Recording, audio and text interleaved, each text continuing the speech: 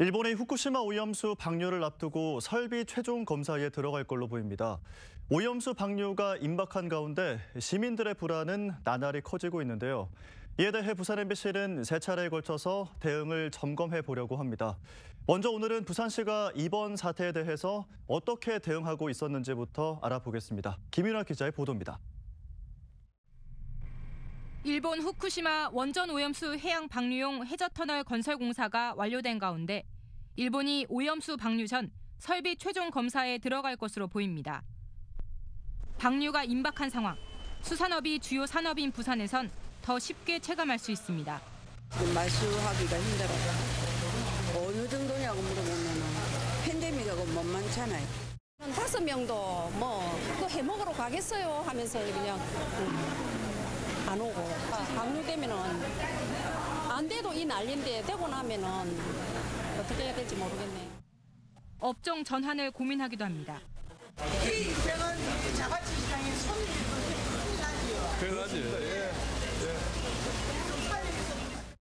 길고 길었던 코로나19 터널을 겨우 빠져나왔지만 이곳 상인들에게 일상 회복은 남의 일입니다. 올여름 휴가철 특수 기대는커녕 벌써부터 손님들의 발길이 뚝 끊겼습니다. 부산시는 어떻게 대응하고 있을까?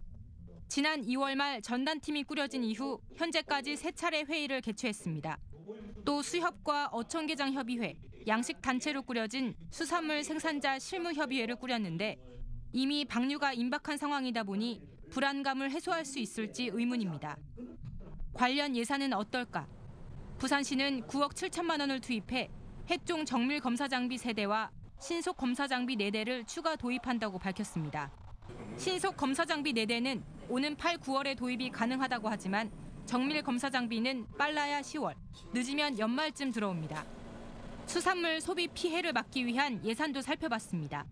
부산시의 소비 촉진 예산은 2억 8천만 원, 홍보비는 7천만 원에 불과합니다.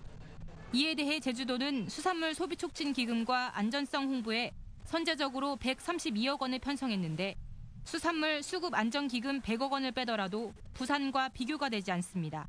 시민분들을 좀 안심할 수 있는 메시지는 나온 적이 없습니다. 수산업계의 타격도 우리가 고민을 하고 지원 대책을 마련을 해야 하는 부분인데 구체적인 사안은 단 하나도 나오지 않았다라는 것이 굉장히 일반적이고 선언적인.